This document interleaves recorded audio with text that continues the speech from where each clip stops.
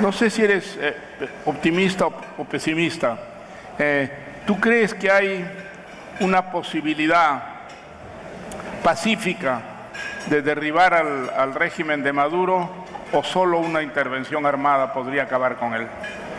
Mira, yo lo que veo es que es muy difícil, prácticamente imposible, que la lógica que hoy existe de funcionamiento venezolano, con la presencia de por lo menos 22.000 cubanos, con la presencia de disidentes FARC, con la presencia del ELN, con la presencia de los carteles mexicanos, con la presencia de Hezbollah, con la presencia de Irán, con también equipamiento y tropas militares rusas que aparecen para determinadas ocasiones para reforzar determinadas acciones del régimen, específicamente en este caso lo que ocurrió después de la detención del diputado Marrero. Uno ve que es un régimen que es muy difícil que se vaya por las buenas, pero esto no es algo nuevo en esa subregión del mundo, ¿no? O sea, si vemos en la historia de Centroamérica, Caribe esencialmente, cómo caían las dictaduras. No caían como las dictaduras del Cono Sur, que eran procesos políticos que se terminaban en determinado momento y por lo tanto era necesario una acción política que implicara un cambio. Los cambios en general han sido o por una revolución que derrocó a dictadores como Fulgencio Batista o Somoza, un golpe de Estado a la dictadura, como fue el caso específicamente en Venezuela también de Pérez Jiménez en el pasado, el asesinato al dictador, a veces como fue el caso de Trujillo en República Dominicana, o una intervención militar extranjera como fue el caso específicamente de Noriega en Panamá. Si usted ve esas dinámicas de cambio, de fin de las dictaduras que había en el siglo XX, no son trasladables automáticamente al siglo XXI, porque no son consistentes actualmente con el derecho internacional. No podemos estar promoviendo golpes de Estado como el que dio Maduro en Venezuela y de la misma naturaleza. No podemos estar promoviendo un proceso revolucionario que son cruentos y que te implican un gran desgaste para el país. Lo que tiene el derecho internacional hoy, tiene instrumentos como el que yo refería, la responsabilidad de proteger, que implican, después de una acción gradual, diplomática y política, la posibilidad, si no existe otra forma de proteger a la población, de utilizar de un uso legítimo de la fuerza en función de la aprobación del Consejo de Seguridad o de legítima defensa por parte del Estado. Yo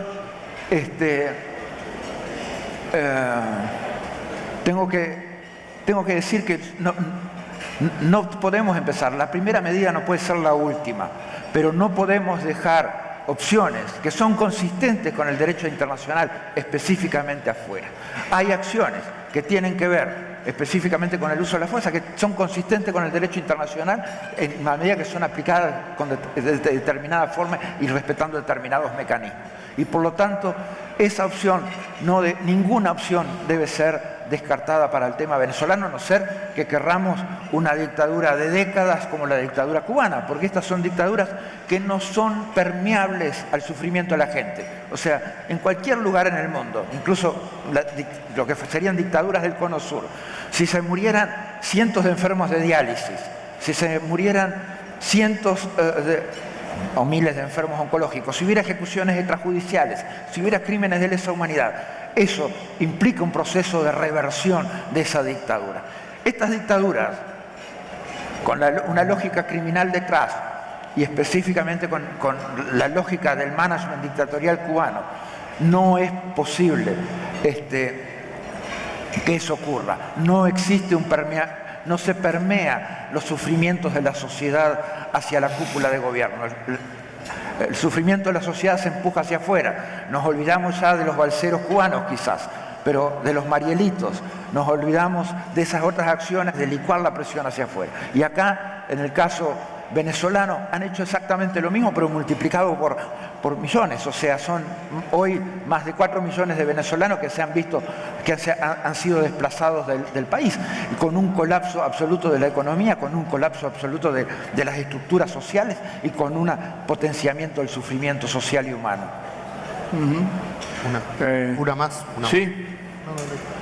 Pues, la última. Yo te quisiera preguntar, Luis, sobre otro caso muy dramático que desgraciadamente no es tan conocido como el caso venezolano, pero no, el padecimiento del pueblo nicaragüense no es menor. Es un país de una historia realmente trágica, ha tenido muchas dictaduras, y el caso del comandante Ortega es un caso que va en la dirección del caso venezolano clarísimamente.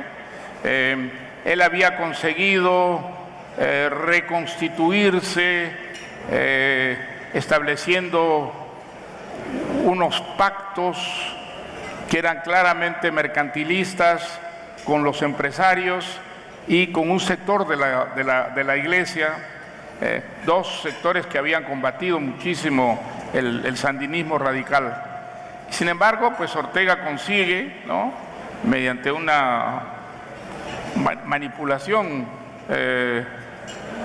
el apoyo de estos dos sectores.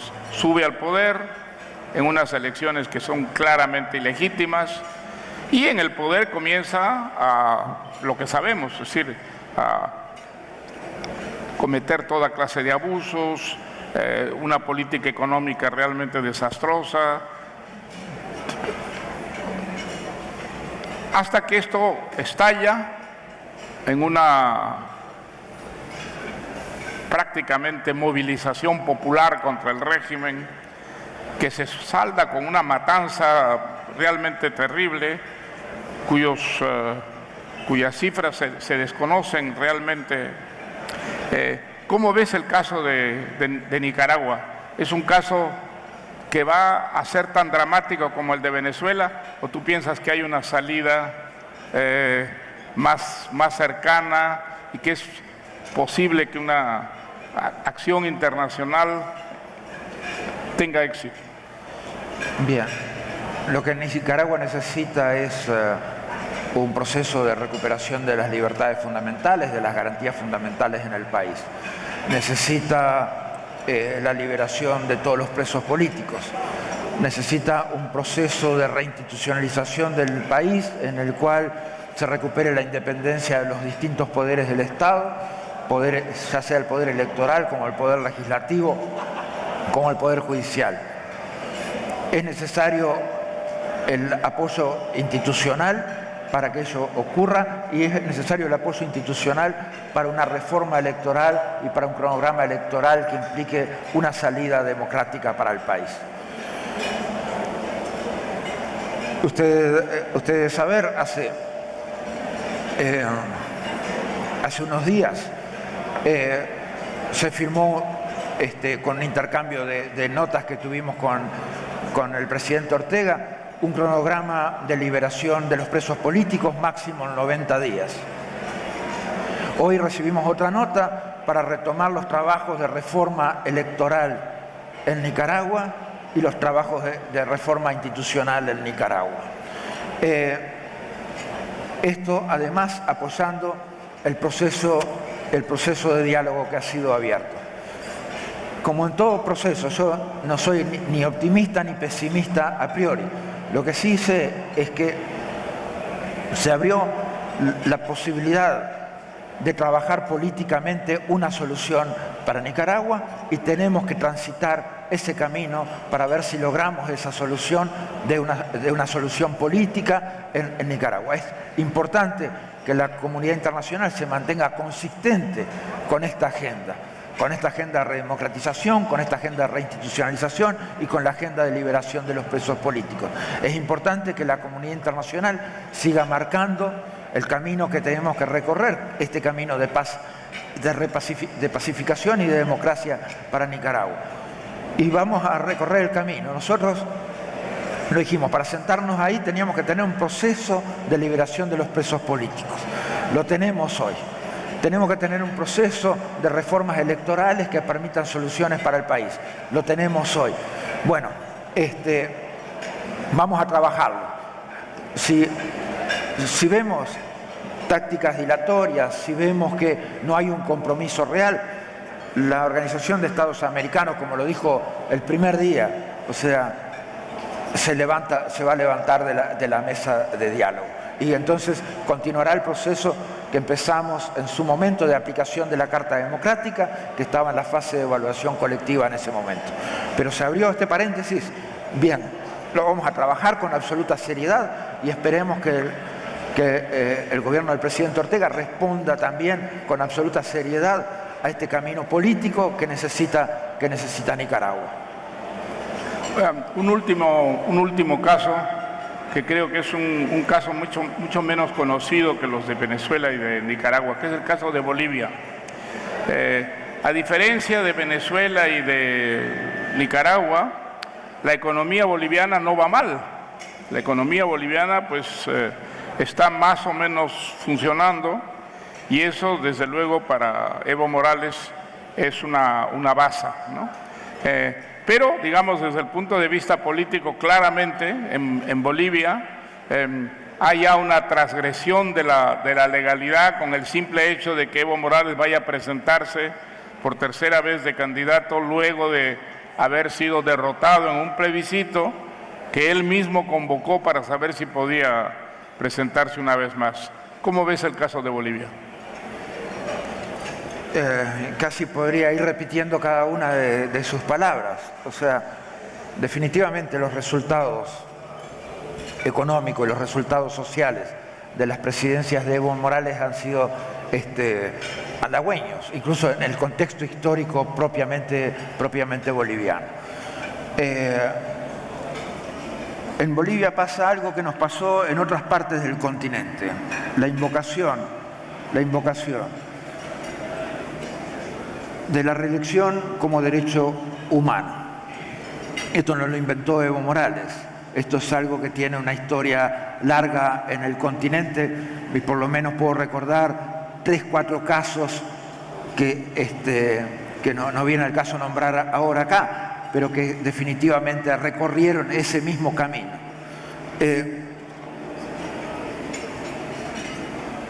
Tiene una particularidad en el proceso electoral, al revés que la última elección, que las elecciones desde el 2007 en Venezuela. Desde el 2007 la OEA no es invitada a observar procesos electorales en Venezuela.